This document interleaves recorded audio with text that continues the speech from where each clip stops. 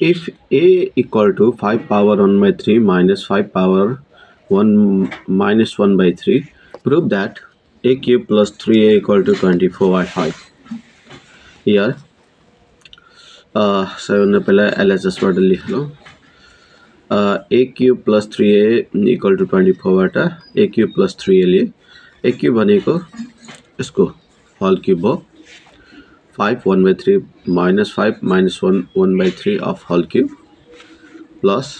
3a 3a भनेको त यो भइहाल्यो यो नलेख्दा पनि हुन्थ्यो ठिकै छ लेखिहाल्यो के फरक पर्दैन अब यसको a minus b of whole cube को फर्मुला तपाईहरुलाई थाहै छ होला छैन भने म यहाँ लेख्दिन्छु जस्तै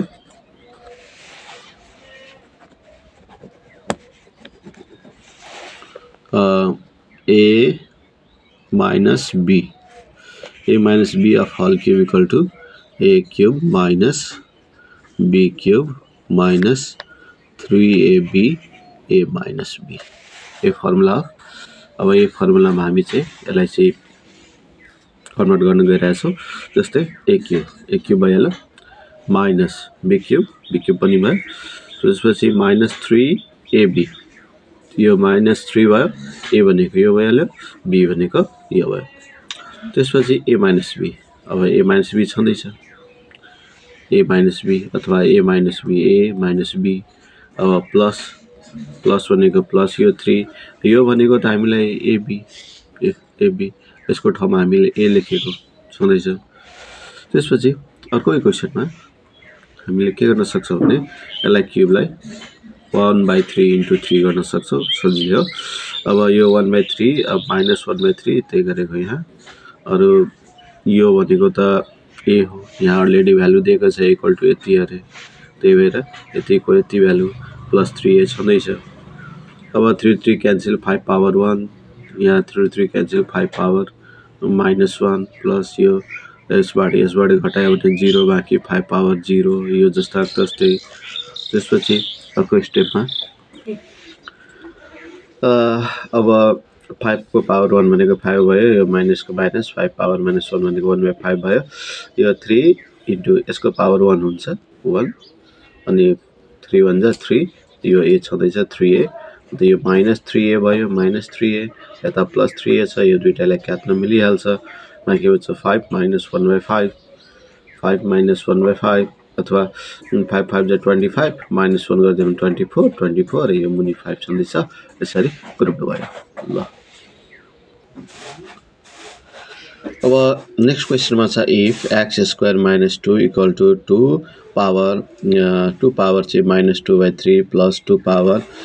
2/3 prove that रहेको छ एक नम्बरमा यो प्रुभ गर्नुपर्ने छ र अर्को नम्बरमा यो प्रुभ गर्नुपर्ने छ अब हेर्नु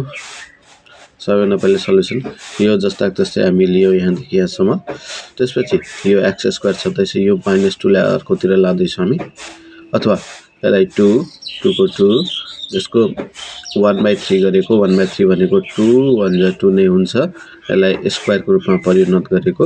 यसलाई चाहिँ स्क्वायर को रूपमा 2 1 जा 2 नै भयो अब /3 नै छँदैछ 2 को 2 छँदैछ र यो यसलाई पावर को रूपमा जस्तै a स्क्वायर भयो प्लस यसलाई पनि b स्क्वायर को रूपमा यहाँ अलिकति मिस्टेक भयो यो 2 हो ल स्क्वायर भयो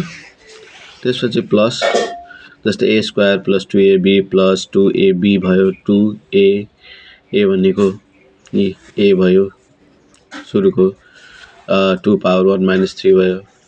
1/3 भयो -1/3 त्यसपछि b भनेको 2 2 1/3 भयो अब हेर्नुस् यो 2 चाहिँ हामी यहाँ ल्याएको अब यहाँ ल्याइसकेपछि अब अर्को स्टेप हेरौँ यो स्क्वायर छँदैछ यो a square plus b square a plus a square plus b square plus 2ab को फर्ममा गयो किनभने यहाँ हेर्नुस् त यो प्लस 1/3 सरी माइनस 1/3 र प्लस 1/3 काट्न सकिहाल्छ बाँकी बच्चो 2 त हाम्रो यो जुन 2 थियो यसलाई प्लसमा अथवा इक्वल को अर्को साइड लायो भने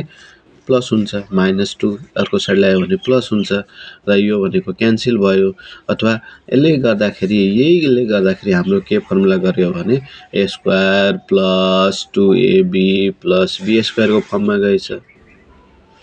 त्यसो भए a square a plus b of whole square भयो। स्क्वायर क्यान्सल गरिदेऊ, बाँकी बच्यो x, यो जस्ताको त्यस्तै र यो भनेकै हाम्रो फर्स्ट नम्बरको इक्वेसन चाहिँ प्राप्त भयो, एप्रुभ भयो। अब फेरि अर्कोको लागि अब जुन हाम्रो एन्सर आएको छ त्यसैलाई हामीले यो x = 2 पावर 1/3 प्लस 2 पावर -1/3 यसलाई क्युब गरिदियो, दुवै साइडमा क्युब गरिदियो भने एक क्युब भइहाल्यो यो, अथवा x को हल क्युब भइहाल्यो प्लस यसको पनि हल क्युब भइहाल्यो। र यो a प्लस b अफ हल क्युबको फर्मुला थाहै छ, जस्तै a प्लस b अफ हल क्युबको फर्मुला a cube plus b cube plus 3ab plus 3a plus ab हुन्छ। त्यही फर्मुलामा यहाँ कन्भर्ट गरेको हामीले। अब यो 1/3 को क्युब गरिदियो प्लस b को क्युब भनेपछि यो 2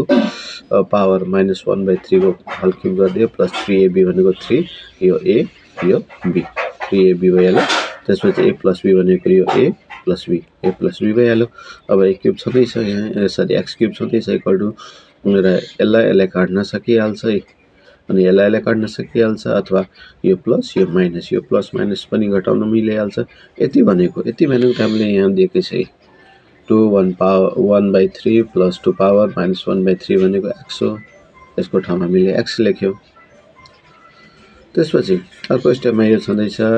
यो क्यान्सल भयो, पावर 1 मात्रै रह्यो, यो क्यान्सल भयो, पावर -1 मात्रै रह्यो, प्लस यो क्यान्सल भयो, 2 पावर 0 अथवा 2 को पावर 0 भयो, 3 अनि x छँदैछ। त्यसपछि x क्युब भयो, यो 2 को 2 भयो, यो 1/2, यो 2 पावर -1 भनेको 1/2 भयो, प्लस यो 3 इन्टु x भयो। त्यसपछि x क्युब रहेको छ, सबैलाई 2 ले मल्टिप्लाई गरिदिएको डेनोमिनेटर इक्वल पार्नको लागि। यसको पनि के छैन भने 2 हाल्दिउँ, 2 तलमाथि र यसको पनि मुनि 2 हाल्दिउँ, अनि डेनोमिनेटर इक्वल हुन्छ। अथवा 2 2 जा 4 भयो, 1 को 1 भयो, 3 2 जा 6 x भयो,